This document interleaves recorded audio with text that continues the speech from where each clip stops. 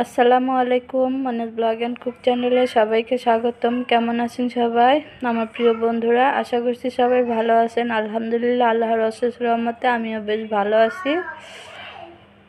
নাস্তা খাচ্ছি, সকালের নাস্তা। এখন বাজে হচ্ছে 11টা।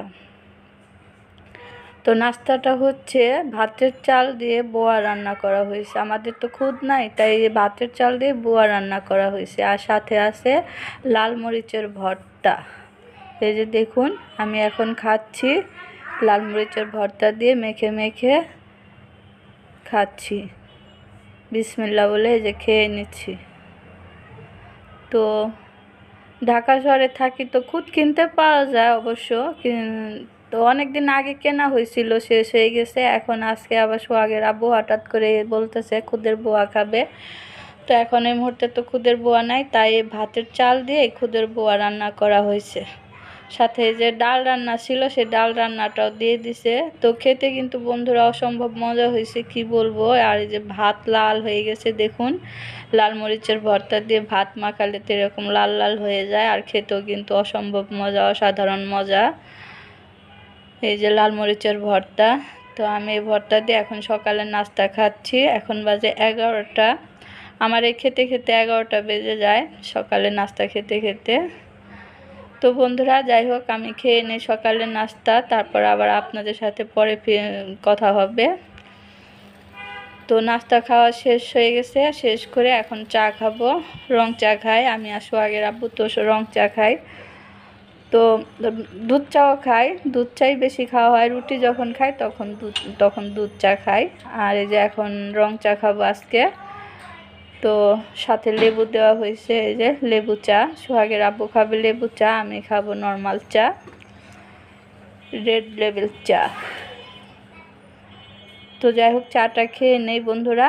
চাটা খাওয়ার পরে যে এখন বাজে হচ্ছে কয়টা, 2টার মতো বাজে বন্ধুরা। এখন আসছি আমি রান্না করতে, কারণ গ্যাস থাকে না। এতক্ষণ টাইম আমার আর কি বসে বসেই কাটে।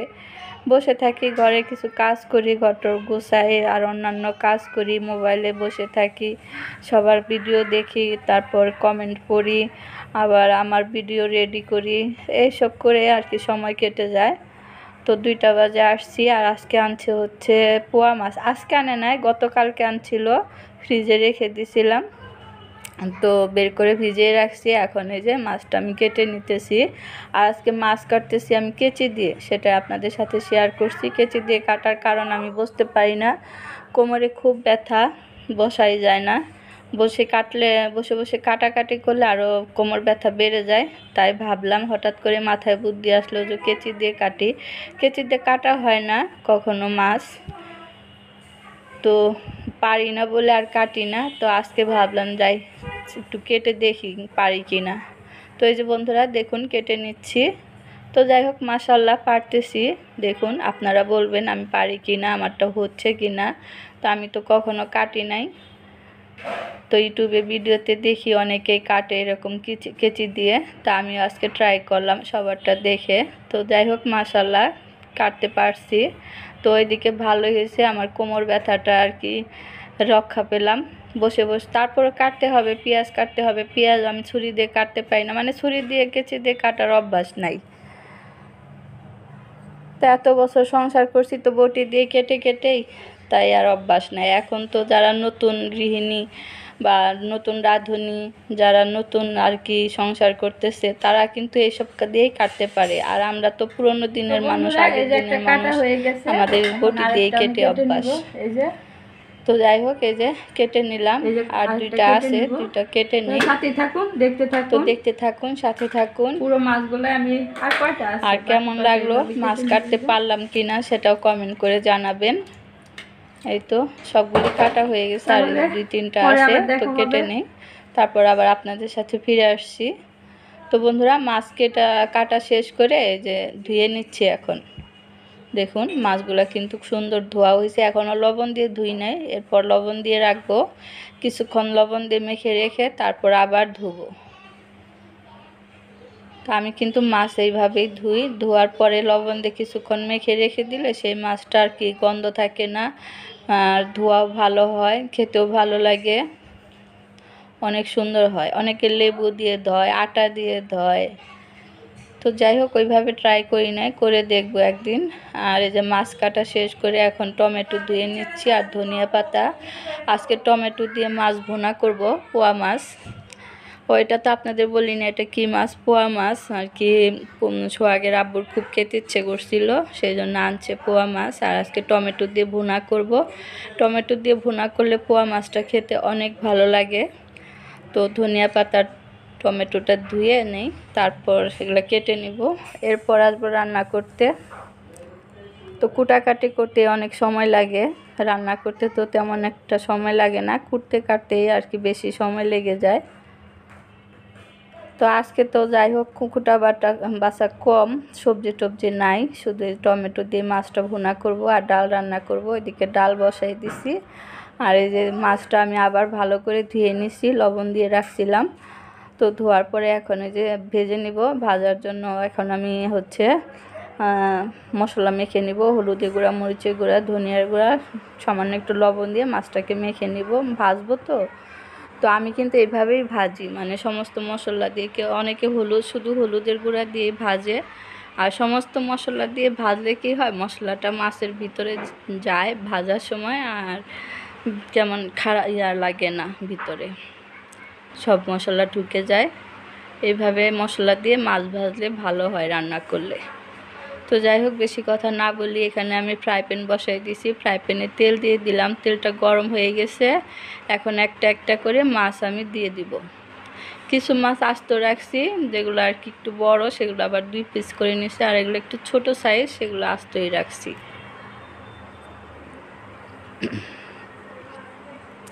তো যাই হোক বন্ধুরা, এখানে আমি মাছগুলো দিয়ে দিলাম। মাছগুলো একটু আস্তে আস্তে ভেজে নেব, কারণ এই মাছটা খুবই সফট। সাবধানে নাড়তে হবে, উল্টাতে হবে। একটু কড়া করেই ভেজে নিচ্ছি।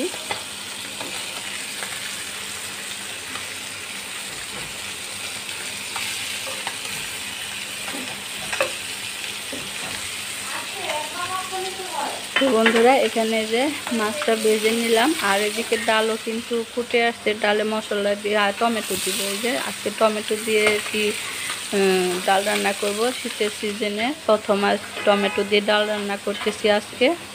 আর কিছু টমেটো মাছ দিয়ে রান্না করব। এই হচ্ছে আজকে আমার রান্না বাড়া, দুপুরের রান্না।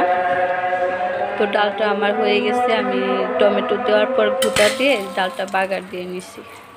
তো আপনাদের সাথে দেখাতে পারি না, ডালে ধনিয়া পাতা দিয়ে দিলাম। ধনিয়া পাতা দিলে ডালটা খেতে ভালো লাগে, বেশি ভালো লাগে। টমেটো, ধনিয়া পাতা এসব দিলে ডাল বেশি ভালো লাগে। জলপাই, শীতকালে আর কি এসব দিয়ে ডাল রান্না করলে দারুণ লাগে। তো যাই হোক, ওখানে ডাল রান্না হয়ে গেছে। এখানে আমি মাছটা আর কি ভাজা হয়ে গেছে। এখন আমি মাছটা ভুনা করে নিব, তার জন্য কড়াই বসাই দিছি। কড়াইতে তেল দিয়ে দিছি, আর এই যে পেঁয়াজ কুচি দিয়ে দিলাম। তেলটা গরম হয়ে গেছে, পেঁয়াজ কুচি দিয়ে দিলাম। আর দিব হচ্ছে কাঁচামরিচ।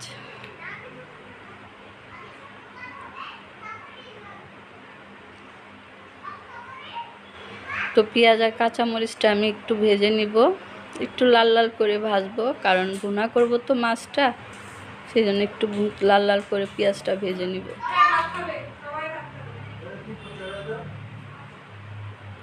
তো বন্ধুরা, এখানে আমার এই যে পেঁয়াজটা ভাজা হয়ে গেছে। এখন দিয়ে দেবো মশলা, আদা বাটা, রসুন বাটা দিয়ে কিছুক্ষণ কষাবো।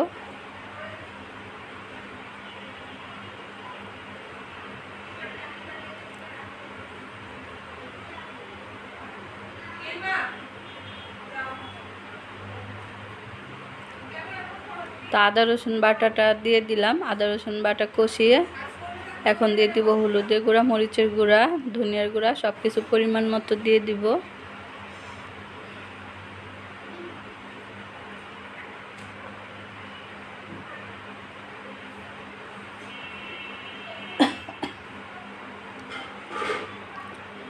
তো মশলা দেওয়া শেষ, এখন একটু পানিও দিয়ে দিলাম সাথে সাথে, আর লবণ দিয়ে তারপর আবার ভালোভাবে কষিয়ে নিব। মশলা যত ভালো কষানো হবে, তরকারি খেতেও কিন্তু তত ভালো লাগবে।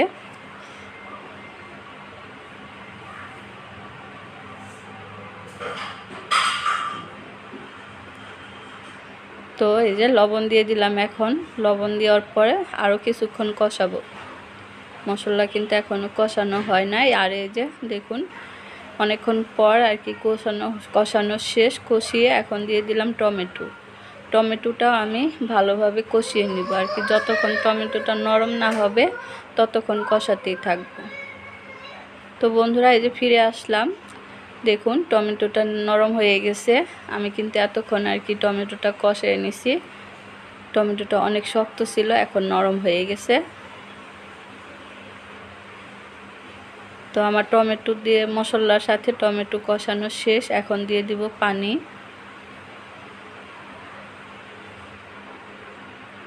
এই তো পানিটা আমি বেশি দিব না, অল্প একটুই, কারণ ভুনা হবে তো এটা, তাই অল্প করে পানি দিলাম।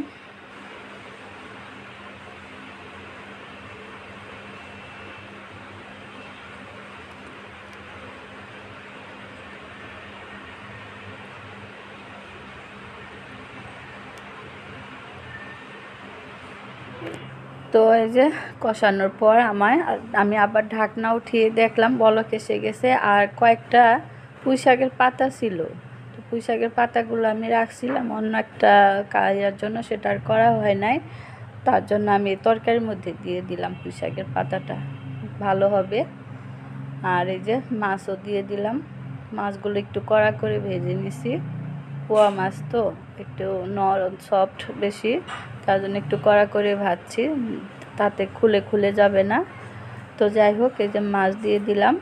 মাছ সব দেওয়ার পর ঢেকে দিয়ে আর কিছুক্ষণ রান্না করে নিব। তারপর দিব ধনিয়া পাতা।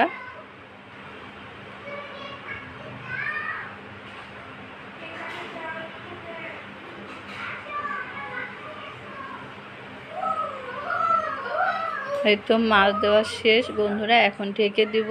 ঢেকে দিয়ে আর 10 মিনিট রান্না করে নিব। এই ধনিয়া পাতাও দিয়ে দিলাম সাথে সাথেই। তো রান্নাটা হইতে থাক। ধনিয়া পাতা বেশি করে দেওয়া হয়েছে, কারণ সোহাগের আব্বু বলে ধনিয়া পাতা কম হয়ে যায়, তার জন্য বেশি করে দিলাম। বারবার বলে যে ধনিয়া পাতা বেশি করে দিবা, এই জন্য বেশি করে দিলাম। তো এখানে বন্ধুরা আমার তরকারিটা হয়ে গেছে, আমি নামিয়ে নিছি। দেখুন কতটা সুন্দর হয়েছে। পোয়া মাছের ভুনা টমেটো দিয়ে, ধনিয়া পাতা টমেটো দিয়ে পোয়া মাছের ভুনা, মাশাআল্লাহ অনেক সুন্দর হয়েছে। আর এখানে সোহাগের আব্বুকে খেতে দিয়ে দিছি, তো সে ভুনা দিয়ে খাচ্ছে। তো সোহাগের আব্বু বলছিল এটা কাঁচায় রান্না করতে, ভাজতে মানা করছিল, তো আমি ভেজে রান্না করছি। তার জন্য তার একটু মনটা খারাপ, ভেজে রান্না করলাম কেন, কাঁচাটাই রান্না করতাম। তা আমি বললাম যে কাঁচাটা রান্না করলে একদম হয়ে যেত, খুলে যেত, সেই জন্য আর কি আমি ভাজছি। তো তার কাঁচা খাওয়ার ইচ্ছা ছিল। তো যাই হোক এরপরে আরেকবার কাঁচা খাওয়াবো ভুনা করে। তো আজকের মতো ভিডিওটা এই পর্যন্ত। কেমন লাগলো অবশ্যই কমেন্ট করে জানাবেন। সবাই ভালো থাকবেন, সুস্থ থাকবেন। আল্লাহ হাফেজ, আসসালামু আলাইকুম।